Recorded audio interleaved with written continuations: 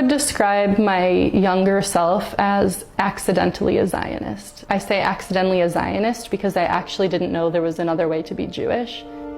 At Hebrew school and growing up, our education was just so entrenched in believing that you should support Israel and that being Jewish meant loving and supporting Israel that I actually didn't know there was another way to be Jewish. So I was born in Huntington Woods, Michigan, a small suburb of Detroit. I absolutely grew up in a Jewish community that valued social justice and saw our Judaism as a form of practicing social justice. My grandparents were big advocates for social justice. The fact that there was a lot of oppression in Jewish history absolutely informed how I see oppression and resistance to oppression. One of my grandfathers is an Auschwitz survivor, and I grew up hearing his story, and that really informed this idea of never again means never again for anyone. I absolutely grew up with the narrative that because of the Holocaust, we have to fight for Israel, we have to protect Israel. It's the only thing keeping us safe as a Jewish people who are constantly under threat. I did not hear about the occupation of Palestine or that phrase until college. I'm not even sure I heard about Palestine or Palestinians. It was always rhetoric of like Arab neighbors that want to destroy Israel. I remember at Israel's 60th day birthday party, there was a big carnival and I went with my friends. And I remember there being a counter protest outside of people supporting Palestinian freedom. And I remember seeing the counter protest and being really confused what they were protesting because it was just a very neutral Celebrate Israel carnival. Everyone was going, it was going to be fun. And I remember going up and actually asking them a question about why they were there. And I remember that planting a seed in me that I was missing a big part of the story.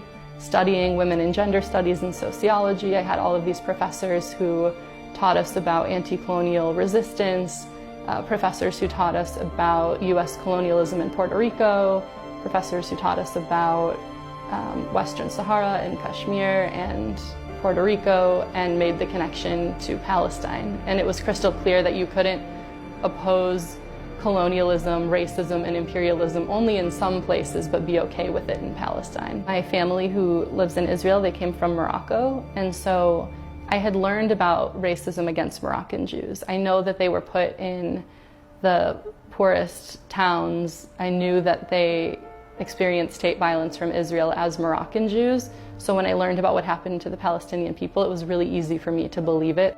So I went on the Birthright Israel trip in 2012. They really have you bond as a group. They have Israeli soldiers join your trip to talk to you about what it's like to be your age and be in the army and to fight for Israel and to fight for the Jewish people. They tell you Jerusalem is a Jewish city, it is our holy land. You don't really learn about it as a Muslim and Christian city.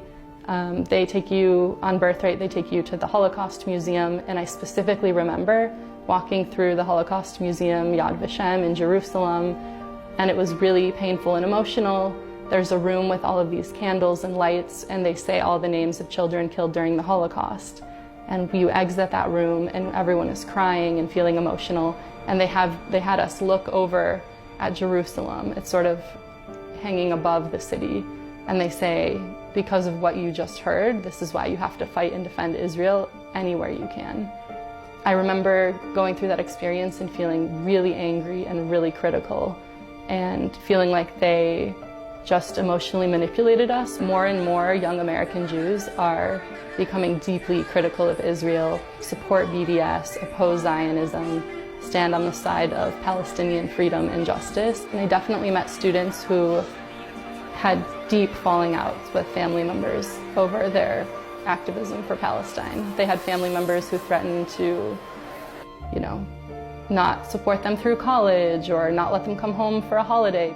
I feel like so many times false accusations of anti-Semitism are used to smear people standing up for justice in Palestine. The BDS movement is really important to me, and one of the reasons I was really excited to join JVP because they endorse BDS is that I believe the oppressor never just listens to the oppressed because they feel like it. You have to actually hold them accountable for their actions.